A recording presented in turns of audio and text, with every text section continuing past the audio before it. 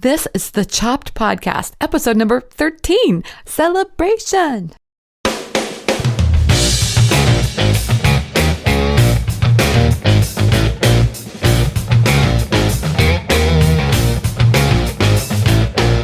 Hey everyone, I'm Marley of the blog Namely Marley. Thanks for joining me today for the 13th episode of the Chopped Podcast.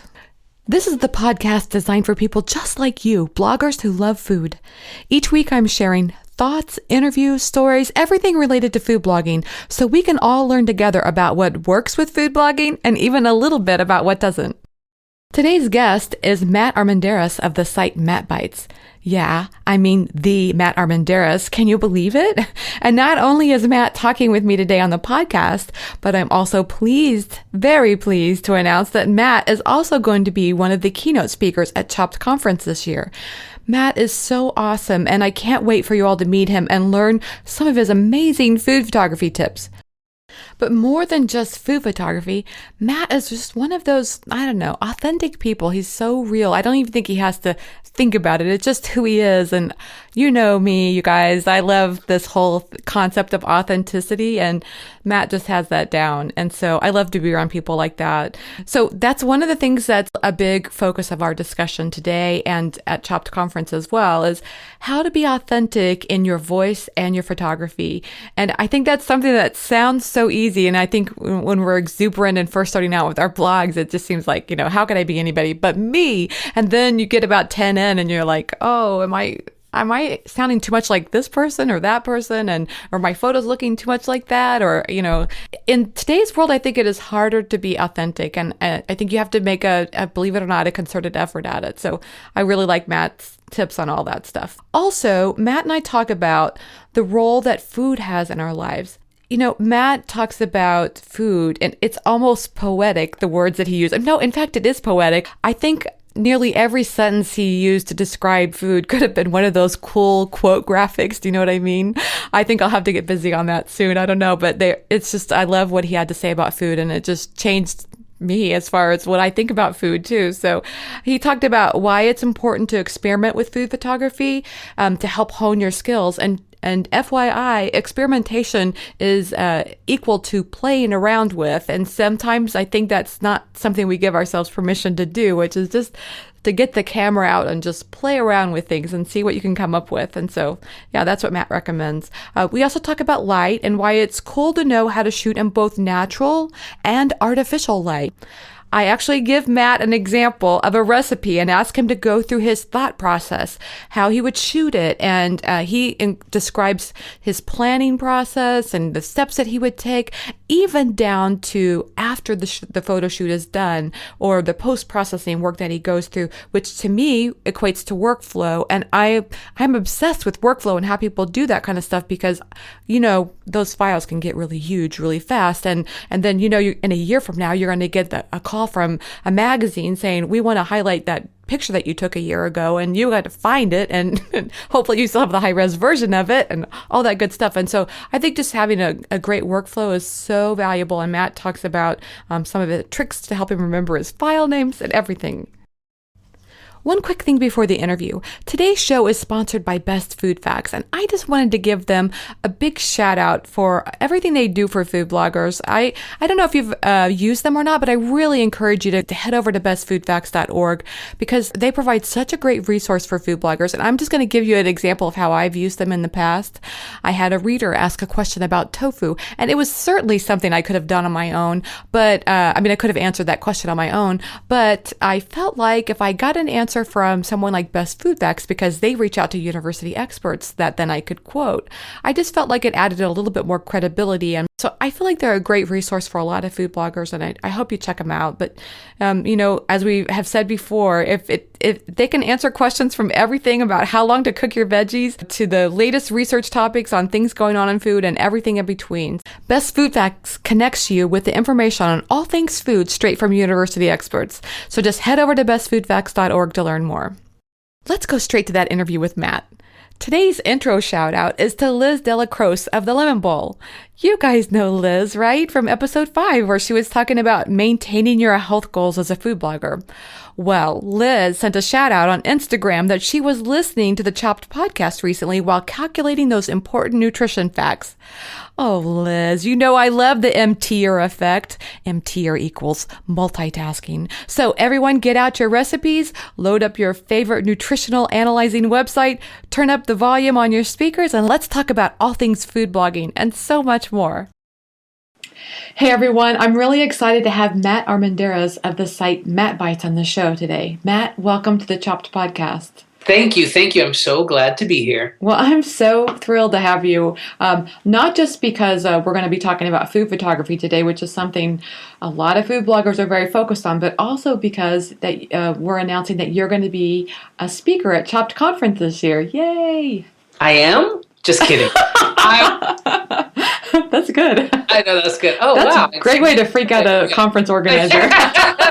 Sorry. That's okay. Yeah. No, I'm so glad to be a part of it. I'm really looking forward to it. I wish October would fast forward so we can have fun because it's going to be great and it's going to be fun to meet you. I think so too. I'm really looking forward to meeting you too. So, but I want to talk with you about all of that. But first, I would like to maybe set the stage for people who are listening and let's talk about how it is that you decided to start Matt Bites.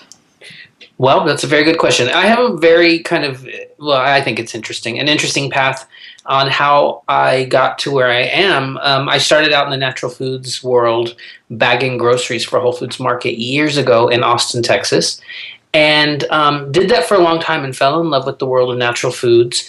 Eventually, after about a decade of working for Whole Foods, I left and went to another food retailer, and I was having all these great experiences because it was a small art department, and not only was I the art director, but I was kind of the ad manager and the copywriter and all these things. And so I was getting to go and meet cheesemakers and farmers and food producers all over the place, and they had great stories, but I could only put a little bit of it in an ad that I was designing, or on the tiny little shelf talker next to the product, that kind of thing. Yeah. And there was all this information. It's like, wow, I have like 20 photos that I took of this person, and I got to meet the family, and I got to see the family dog, and there was all this, a much bigger picture than what you can just say in an ad space.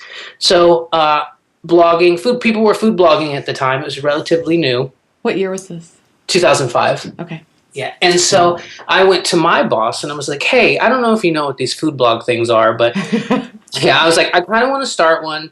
And with your permission, I kind of just want to share what I do for my job, and I won't say anything bad. And if HR needs to read everything, that's fine. And at the time, they were literally like, well, we don't know what a blog is, and we don't really care. Yeah, go for it. So I did, and I was like, wow, it was a lot more liberating than I thought, because when you're in marketing, you're paid to sell somebody else's message. Yeah. And when you believe in that and your values align, hey, that's great. Mm-hmm. But I was like, wow, in a blog, it's my own voice, and I can actually be a little irreverent and be silly, or put a million photos that I took, or all these things. Basically, it's my voice, it's my place to do what I want to do. Yeah. And that was very, very liberating. So I really enjoyed it. Maybe about a year and a half after starting, and I was posting really regularly. It just started getting a little bit more attention. Blogging was kind of taking off at the time. It's the editors and magazines were seeing it, and I was getting to do really cool things. An appearance on the Martha Stewart show when she did her first when the show was on. She's talking about blogging and being invited all over the world to do stuff. So it was really, really exciting. And so that's kind of how I got into food blogging. And then because I was shooting for my blog, and shooting the food, it's like that slowly but surely that the photography made its work into my day job. So I was able to kind of kill two birds with one stone, so to speak. And that's when the light bulb went off, that as much as I really liked sitting in front of a computer and designing and, and copywriting, photography was what was really exciting to me. It was always changing. It was a creative process. It was a team effort. It got me out of the cubicle.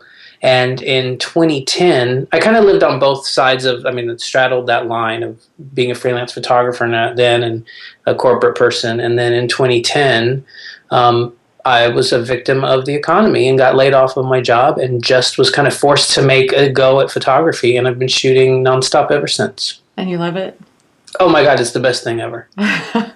That's great. It's kind of a good story about how, like, sometimes life gets to help make you make this decision you need to make anyway.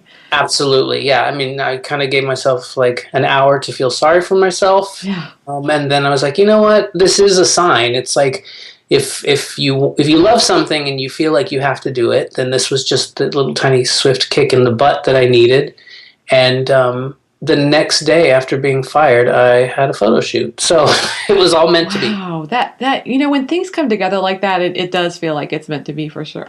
Absolutely. Yeah. That's cool. And I also like the fact that you, because you were going out from your job and talking to the farmers and the, people behind the scenes, you probably had some great stories to share. Absolutely. I mean, these people are characters. I mean, in California, we've got such crazy, interesting cheesemakers, and there's so much history in the world of food. So it was funny, and some stories you would not be appropriate to share, in corporate America, but on a blog, you can kind of say whatever you want to say, which I think I did, and it's just it was really good to see these people growing food, making food. We had Jill Silva from the Kansas City Star. She's a food writer for the Kansas City Star, and she came and spoke to us at ChoppedCon last year. And that's one thing she recommended is to get out away from your computer and get out. And why not take a road trip and go to a local farm or go to some local food producer that you like and just find out how they do it and talk to the people. Totally. I mean, all these people are anybody I think is in food is just gracious to begin with because it's not something you do solely for yourself. You don't cook and go lock yourself in a closet and eat dinner. I mean, I do, but everybody else. Right. The nature of food is all about sharing. And so what I found in 20 something years in the food world is that everyone's gracious and they're quirky and weird. And I mean, if you call up a cheesemaker, they're probably going to hang up on you only because they've got cows that need milking and they don't have time to take out of their busy schedule. And you realize how dedicated these people are. But if you're really interested, I mean, no one's going to shut the door in your face to talk about food and to share their story. Yeah, that's great. And actually, just hearing you say that about food being about sharing made me think about your About Matt page on your site. I just want to read a real quick part of that, if you don't mind. Go ahead. It says, I believe life happens quickly. Be prepared to get the most out of it. I believe people who cook and feed others are some of the most generous and warm people on the planet. I believe food unites us. The list goes on. I think everybody should go and read it because it's amazing. And I think that's so true that food is such an important part of our lives, and more focus on it is the better. It really is. And the more I travel and go around the world and share meals with people, you realize that it's the one big uniter. And it doesn't matter where you're from, what your viewpoint is on life, anything. I mean, you sit down and share a meal with people and we're all equal. Yeah, that's so true. So tell me about your interest in food. Were you cooking before you had this job at Whole Foods? Yes, I've always been around food. Both my parents love to cook. I grew up in a really big Mexican-American household in Texas. So tons of cousins, tons of aunt and uncles. My grandparents lived with us. So, I mean, like so many cultures in this world, it's, food is love, and it's how it brings people together, and you sit down and you eat together. So right off the bat, not only was it tasty, but it just made me feel safe and loved. So anytime we were in the kitchen cooking, even for ourselves, or experimenting or learning how to, even just making a Pop-Tart was a fun thing as a kid.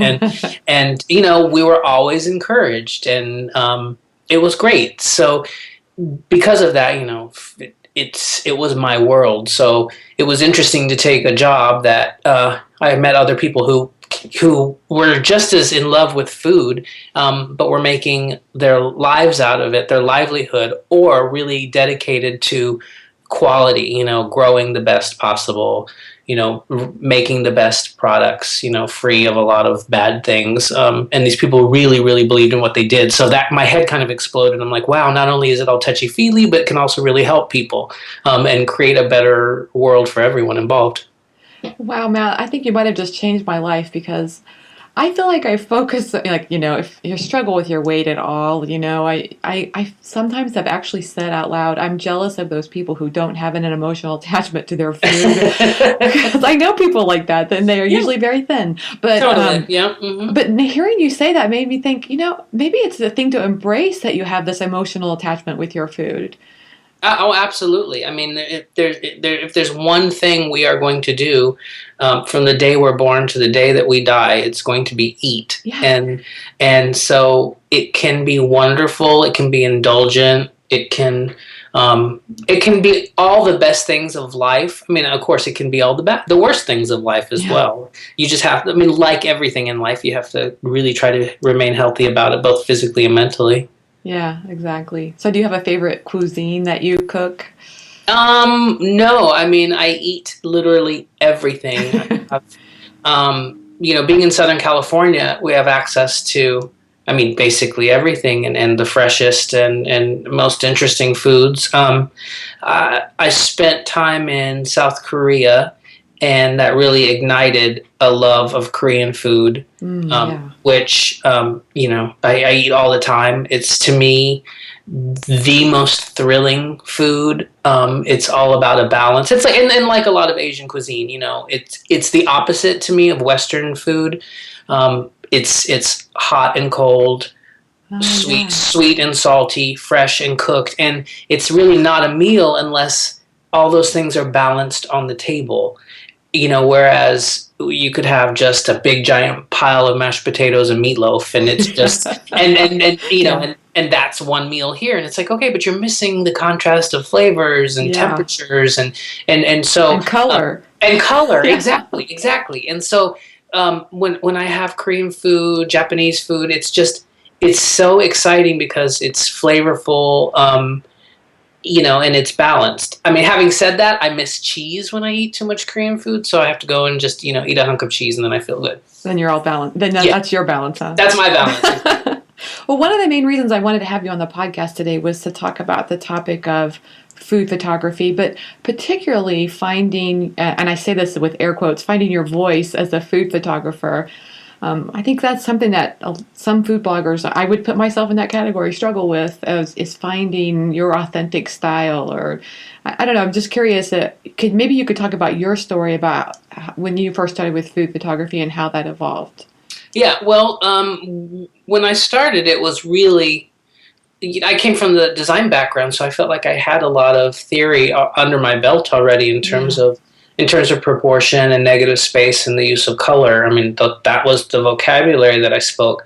So for me, a good 2 years I spent with the camera was really learning the technical things. Like I had to understand aperture and f-stop and ISO, and I didn't want to shoot on auto anymore. And so, I kind of came from that point of view. But then along the way, just from doing it so much, you start to develop a style of how you light things, of how you prepare the food, of how it's set on the plate, those kind of things. And you start to develop your voice. It's just like anything else, I mean, you can be in the kitchen every day cooking out of a cookbook and really following every recipe. And that's fine because you discover what you like. But then the one day you walk in the kitchen and throw something together based on the flavors that you're comfortable with or you're craving, then all of a sudden, wow, you have your own cooking style, and it's the same with writing. It's the same with painting. All of these things, any creative endeavor, you just do it enough, and I mean a lot, to develop a style. And after a while, there's this commonality that runs through everything you do. So it sounds like experimentation would be a good thing as a food photographer. Absolutely. When I talk to people who are just starting, I always say, find photos that you like, recreate them. You're never going to copy it, exactly, because you don't know what it took to get that photo, and you may not have the same environment and variables, but it's a good way to experiment and to try, and then you see, okay, well, maybe I don't like how this photo turned out, or I don't like my shadows too dark, or I like things to be super bright, or the opposite. And it's just a good starting point. And another thing I tell people is that it's all digital. I mean, most of it is. There's still people that shoot film, but not food bloggers. And just experiment. It's you snap a picture, snap 20, snap 200.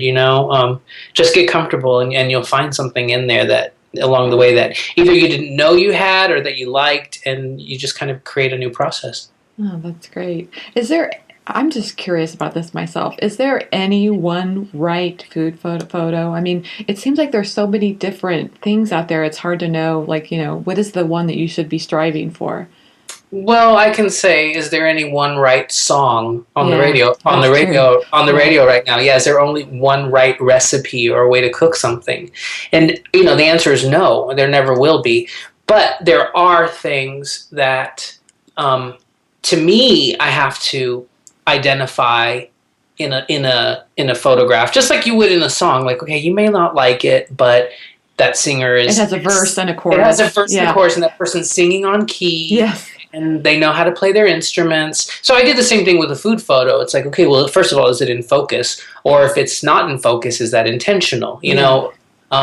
Are the technical things of a photo, like blown out highlights or dark shadows, I mean, are all these things being met within this photo? And if they are, then I kind of get those things out of the way, and then you can look at it subjectively. But no, there's really no one right photo.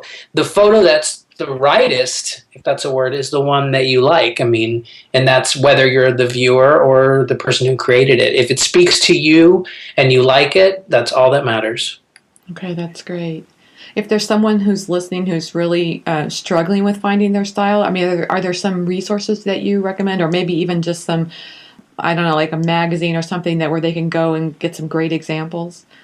There's this thing called the internet. Oh, I think I've heard of that. Yeah, and it's really great for finding out information. No, I'm kidding. A few years ago, I would say, yes, you read this magazine, look at this article on photography.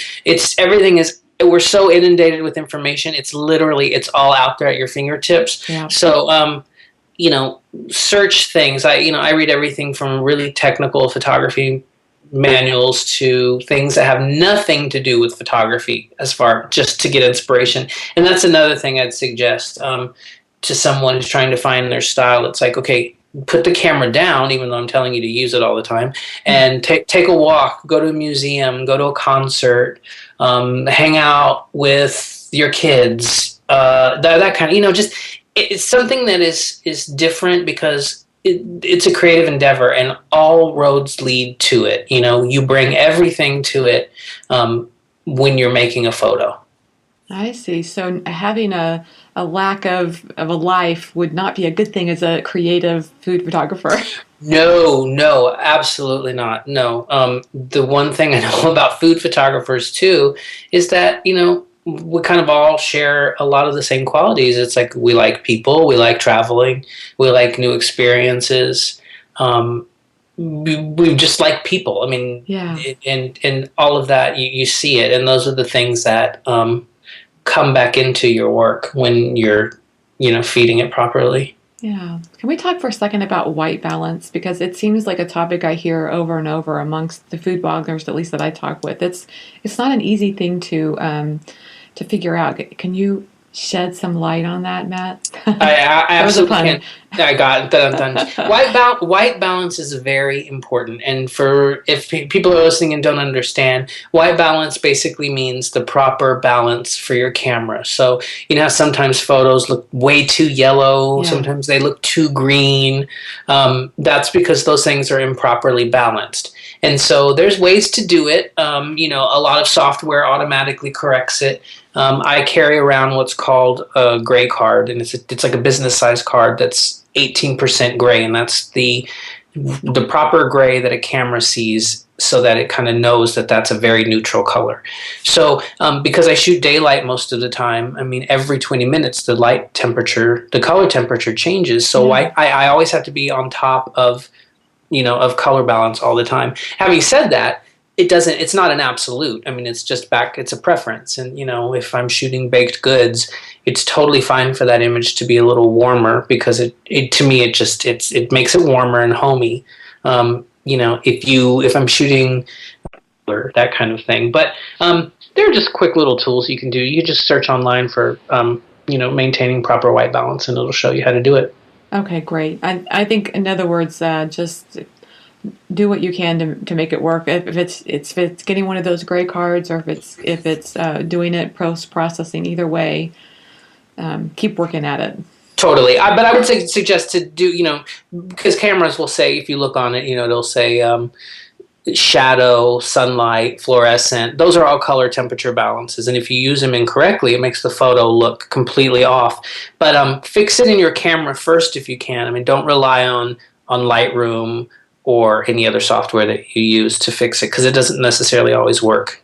Well, I'm so glad to hear you say that about the light changing throughout the day, because I think at the photography that I do, I'm always looking for, like, this is the way it's going to be forever. Like, I'm going to figure out these settings, and that's the way it's going to be. You know what I'm saying? And it will never be like that. I know. I don't like that part. If forever is 5 minutes, then you're in luck. But I mean, a cloud's going to roll over, a truck's going to pull in front of your building. I mean, it's always changing, and the more you do it, you know how to adapt to it. And I'm in Kansas City, so now we have leaves on the tree, but 3 months ago we didn't. So exactly, and it's like snow changes it, summer changes it, all these things. The day is longer, that kind of thing. And the sun actually is at a higher point in the sky in the summer as well, so that really impacts the light that's in our house. So it absolutely does. That's I have to admit, that is the most frustrating part about food photography, is the light.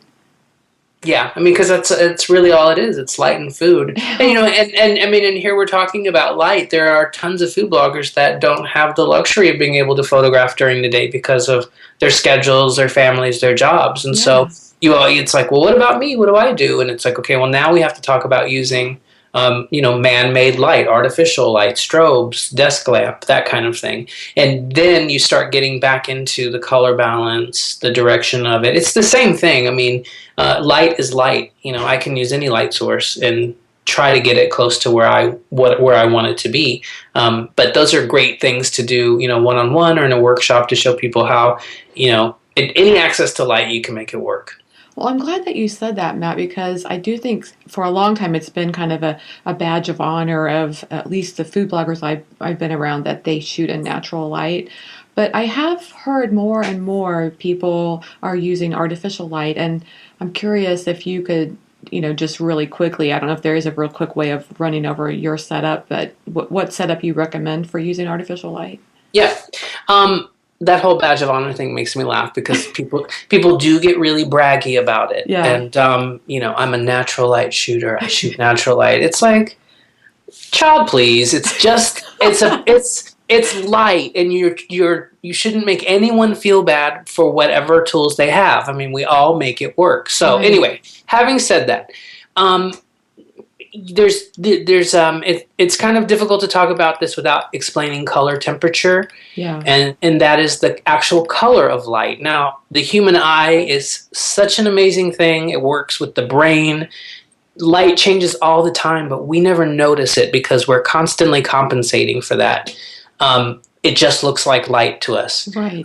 But you could be in your bathroom with bright yellow lights and walk outside where it's a different color temperature, and you would never really notice it, but the camera can only see so much, and the camera would notice that.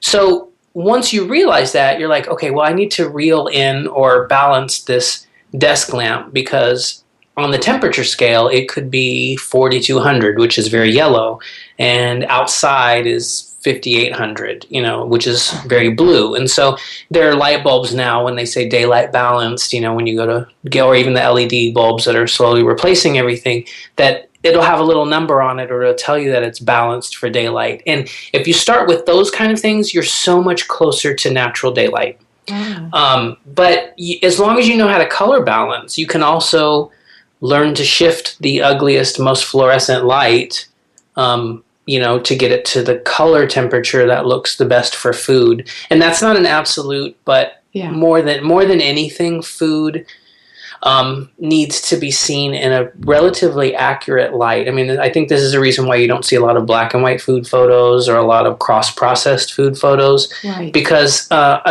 here's a perfect example. If you're shooting a basket of strawberries, a slight color temperature shift can make what looks like say you just got it out of your garden, it can make them look like they're 5 days old. Interesting. If it's too yellow, because the leaves get sallow, they look dead. So because of that, we have to be really on top of color because we're trying to communicate the freshest or the most accurate, that kind of thing. It doesn't mean that you can't play around with it, but you have to understand food and you have to understand light and what it's doing to get it to where you need it to be. So I think I'm hearing you say almost any light bulb you could make work as long as you fiddle around with the settings on your camera.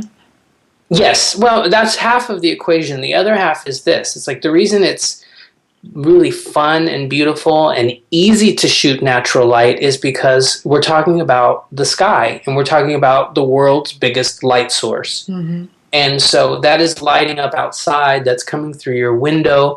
You're 2 feet away from your window. You could never get a desk lamp to do that. There's not a light bulb big enough. Right. So you have to all of a sudden think about how that natural light was working when it got to the table, and then try to recreate that with, say, we're talking about a desk lamp or a strobe or what we call HMIs, which are constant lights.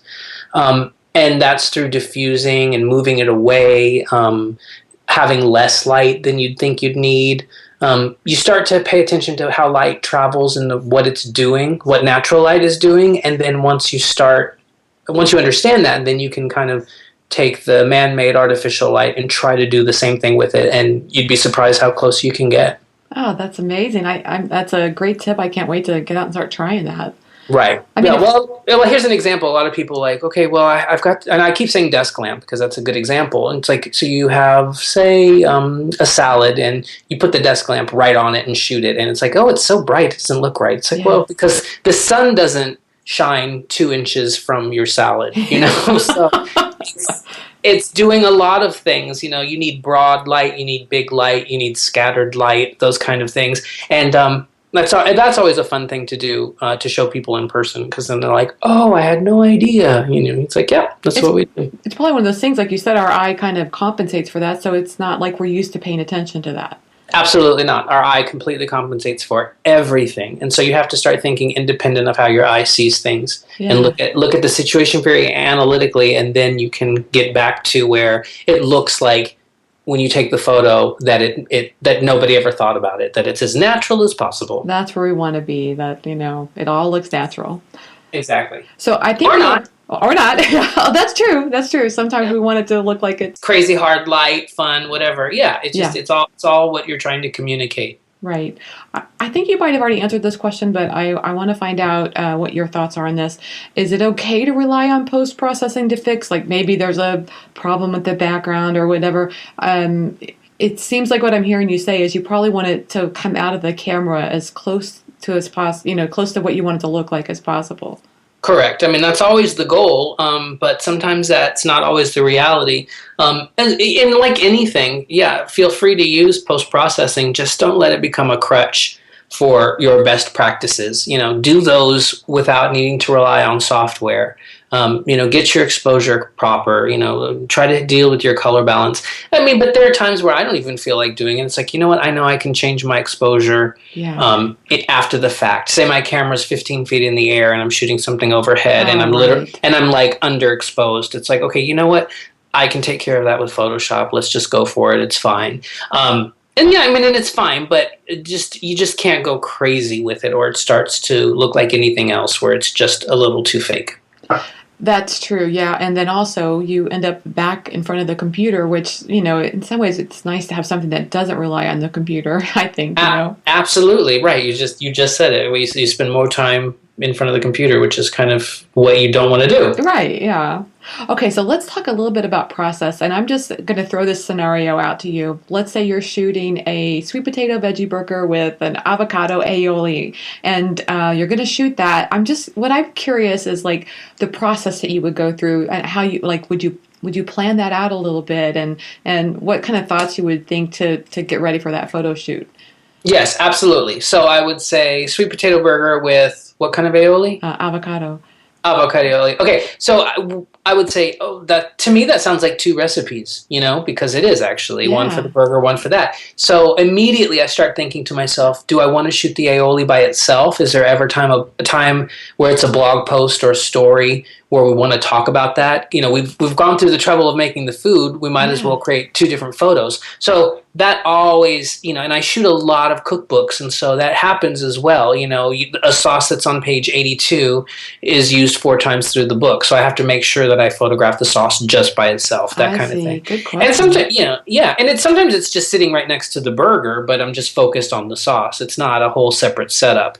So then a lot of times I think about seasonality, and what I'm trying to say in the photo. Is this a story for summer grilling party? Is this fall veggie burger kind of thing? Because a lot of that, matters. There's a term we use in photography too, where clients will say, well, no, this is evergreen, which means it needs to last year long. They don't know when they're going to run it. Or they're going to run it every month for 3 years kind of thing. So you have to think about that as well. Let's not lock it into a time of the year, or let's not put St. Patrick's Day, stuff all around it, because the client needs to get their use out of this photo. So those are immediately the first things I ask myself before I even take a picture, before I even have the camera set up. What's the time of the year? What's it running? Is this horizontal? Is it vertical?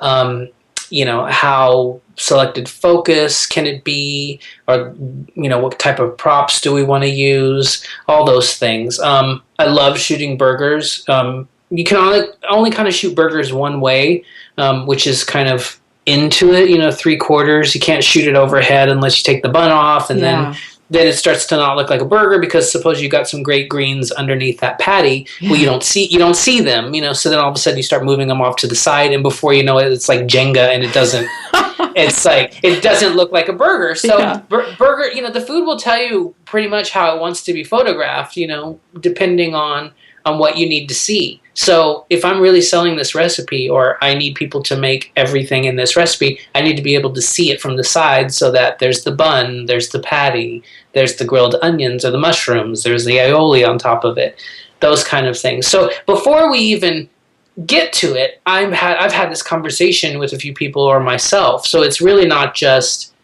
taking a picture just for the hell of it. I mean, sometimes for myself it is, but I find out if I have a story, some dialogue, a thought before I start, I get that much closer, and it's that much more easier for me. Well, the cool thing about that too is that story would then feed the post writing too, wouldn't it? Absolutely. It totally would. It would feed everything. It feeds how you cook, what the ingredients you use, the prop styling, how you're going to post it, what time of the year you're going to post it, the tone, all those things. I mean, it's all related. So it's just, the photograph is just one tiny bit of a giant conversation.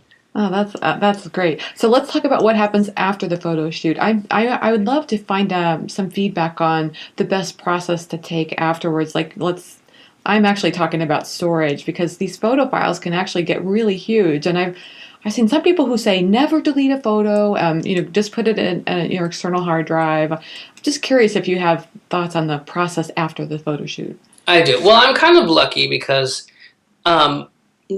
This sounds terrible to say, but I'm married to a food stylist. So that's great. If I ever lost something, then I can recreate it, because I have my own studio. But that's special. So that's my backup plan right there. But no, for me, it all depends. But I keep things. I have a physical backup, both at home and at my studio, and then I also put things in the cloud. And there are services geared specifically for photographers. And if anybody wants to check this one out, there's a site called DF Studio. And And it's not cheap, it's not expensive, but a lot of professional photographers use it. And so after a shoot, I upload everything to DF Studio. So it lives in the clouds. It's on Amazon servers in 6 different places. It's so completely redundant. The company that started this, they're in LA. I work with them all the time. They're the best people on the planet. And I'm not getting paid to say that. And I have to pay for it myself. But it's just, it's that added insurance of having my files somewhere. And because I travel a lot, it's basically a website. So if I have clients that say, oh, that image you did last month, I can't find it. Can you send it to me? So I can get on, find it, and send them a link to download it. But really, when you're working with photos, it's all about redundant systems. So keeping multiple copies and then figuring out what works for you. Okay, is a year enough? Is that enough? Can we get another hard drive?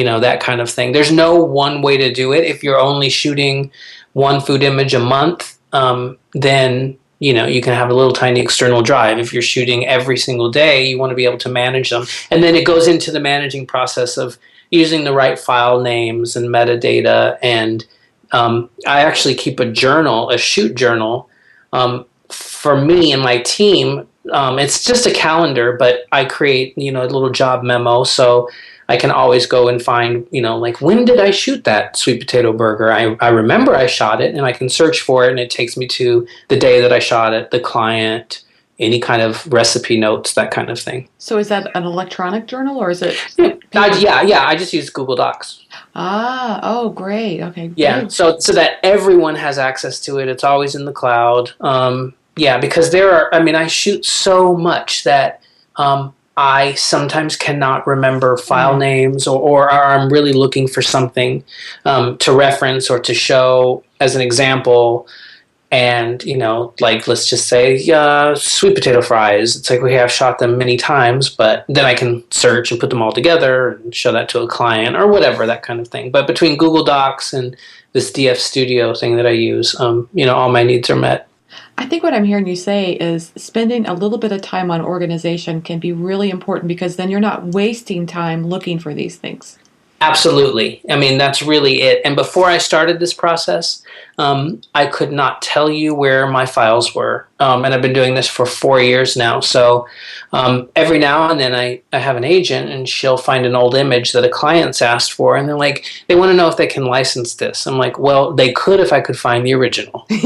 So sorry, tell them no. And then it's like, hey, can they use the screen resolution size? Because I can send that to them. No, it's all about the preparation and backing into it and taking time. And it's tedious and it's not fun. And I don't like to have to fill in all these fields with information. But if you're neurotic, it really makes it better in the long run. Okay, so I have to ask you this. What's your favorite social media? Favorite, oh goodness. I love Instagram. Yeah. I think it's so fun. Everyone's on it. Yeah. It's funny because I'm on Snapchat now, only because one of my big clients is on Snapchat as well. On the featured, it's Food Network, and so okay, I've seen them. Yeah. Food Network's on, and they were like, "You guys should be on Snapchat so you can see what we're doing. We're using some of your photos," and so it's like it behooves us to use the same channels that our clients are using. So, and it's fun. It's silly, because I have like 13-year-old friends who literally they're like, "Why are you on Snapchat?"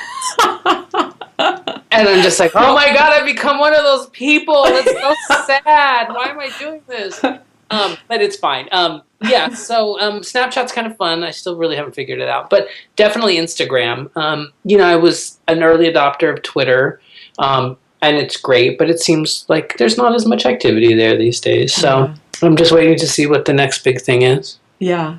Well, I love your Instagram feed because everything you do seems so artistic, but at the same time, it's like a glimpse into your personal life, and that's kind of cool. Yeah, thank you. And I always wanted to, it's like, do I just keep it, just photo and not kind of anything about me? But people really respond to all the behind the scenes and the goofiness and seeing the setup and seeing, what it takes to get this shot, which I love sharing because I feel like it's interesting and people respond to it. Isn't it so funny how many times we think, well, I don't even know what I'd share about my life that anybody would find interesting. But I think what I'm hearing you say is like people find it more interesting than you realize. Absolutely. The second you post something, it becomes the most interesting thing on the planet. And, and it's all perspective. And I'm sure one of my best friends is going to be listening to this. But I remember once she said to me, she is an American who lives in Rome, and we were talking on Skype, and I was like, what are you going to do this weekend? She's like, oh, I have to go get my husband the organic wine at this winery he likes. Then I got to drive to this other farm and get this cheese that he likes. Then I have to go home. Then I have to stop at this bakery in Rome and get some bread. She's like, oh, I'm just so over it. And I was like, you do realize you just described a fantasy vacation for so many people. And it was the funniest thing because that's her life. And I understand that it's just, it's the daily responsibility of it all. But you just have to step back and think, you know what, this is really fun. I'm getting to really do cool stuff. And, and yes, it's work, but it's not, I could be doing a lot worse things.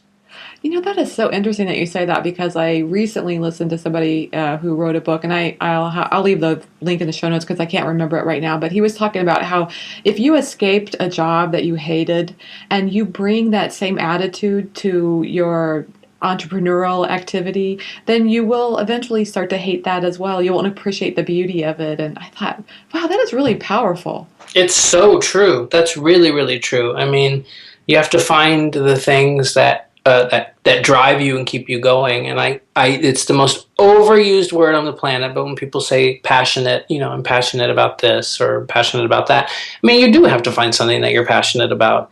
Being a freelancer, being a photographer is not easy.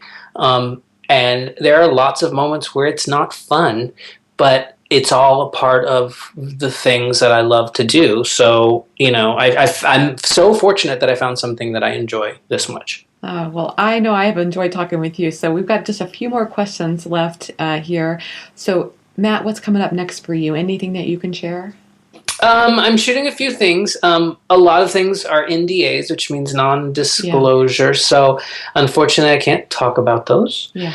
But they're fun and exciting. So stay tuned, right? So stay tuned. I just finished a huge, giant commercial shoot that should be out next month, but I'll just have to tell you what that is once it comes out. And then taking my parents to Hawaii in 2 weeks. They've never been, so it's going to be really, really nice to see Hawaii through their eyes. I bet. They're the sweetest people. And then I'm going to South America, and then I'm going to be teaching in Dubai again in the summertime. So if anybody's in the Emirates, come on over. Awesome. And then, of course, there's Kansas City in October. And then Kansas City in October. Yes. Okay, so just a few, fast round of questions here at the end. What's one food item you can't live without? One? This is not a fast question. One. How do you get faster than that? I can. Okay, you can have two. Okay. No. I'm just gonna really fast stream of consciousness things I can't live without: salt, wine, coffee, cheese, apples, and rosé. Okay. Okay, that's pretty good. That's a really good list, except I can't ask any good follow-up questions. Do you have a recipe where you put all those things together? No, but I think that's what I'm going to do now after this. Yeah, I'll write them all down for you, and I'll send it to you. And the challenge will be, what's the recipe? Well, what's the recipe for this? Totally. I could do it. I bet you could. Okay, do you have a favorite app on your phone? Favorite app? Oh, goodness. Sunseeker, when I'm shooting. It shows you where the sun is in the sky. It's brilliant. Oh, that's really cool. Well, I'll leave a link. Yeah, it's great. We all use it. It shows you where the sun is in the sky, tells you what time it's going to set when it goes over things. It's so can you brilliant. Put your phone directly over the food object and it'll tell you where the sunlight is coming through, or what? It will tell you where the sun is in the sky. But yeah, you could technically. Yeah. So I know that like if I'm doing kind of a lifestyle shoot and I'm outside, I know that the sun it might be too harsh right now, but I can see on it that at 7 o'clock it's going to go over this ridge, this little crest, and then it's going to be perfect, and I'll have that golden hour for like 10 minutes, that kind of thing. So it's great. It's really nice. Also, just the photo editing apps, Faded, which I love, and of course Visco, which is fun to play with. Mm-hmm. And then what else? That's really about it. Well, those are great. Those are great apps. I love them. Okay, do you have any time for TV at all? And if you do you have a favorite show? I have all the time in the world for TV. Are you kidding me? Yeah. A favorite show. Oh, goodness. Favorite show. I watch everything. House of Cards? House of Cards is brilliant. I watch The Housewives. Kind of embarrassed to admit that. Yeah, all my friends are addicted to it. Gosh, have everything from Better Call Saul. No, I have not seen that. I'm like so. Have you seen Happy Valley? No, I haven't. Is it good? It's on Netflix. You have to watch it. It's amazing. So I'm just thankful that programming is changing so that we can binge watch and that the quality has gotten so much better. So because of that, I watch a little bit of everything. That's great. Awesome. Okay, coffee or tea? Coffee. All right. I'm a tea person myself, but I can appreciate a good coffee person. Yeah, I'm addicted to it. I mean, I drink tea, but if I have a choice, it's always going to be coffee. Black? Latte? What do you do? A little bit of everything. I became a flat white convert while traveling in Australia, of course. So it's kind of nice that you can get a flat white here a little more often. It depends on the time of the day. In California summers, when it's really hot, I like iced coffee. A latte, cappuccino is always appropriate. Just awesome. any kind of coffee drink. Matt, how can people find you online? They can check out my blog. Or maybe not, because I haven't posted in months, shame on me. But that's at mattbites.com. And to find me through Twitter and Instagram and a lot of stuff, it's just my name. It's a long one, but it's just Matt Armendariz. Awesome. So, and I post to those things so regularly. So if you're looking for a little glimpse of something, definitely check out Instagram. Excellent. I'll leave links to that on the show notes page. Matt, thanks so much for taking the time to talk with me today. This has been great. Thank you so much. I've had such a good time, and I cannot wait for October. Me too. Thanks so much to Matt Armendariz for being my guest on today's episode of the Chopped Podcast. If you're busy multitasking and can't take notes during the show, don't worry, I've got your back. Just head over to choppedcon.com where I put up links for each show, including the stuff we talked about today and more information about our guests. Today's show is sponsored by Best Food Facts. Head over to bestfoodfacts.org to learn the latest on all things food. If you like the Chopped Podcast, I'd love it if you'd leave a review on iTunes. It helps the show get discovered by more people. Also, you can spread the word about the Chopped Podcast using @ChoppedCon on Twitter or Instagram, or even on Facebook. Those kinds of friend-to-friend referrals really makes a difference. You inspire me so much. I love hearing from each and every one of you. So I hope today's show was helpful and inspirational to you as well. Thanks so much for listening and have a great week.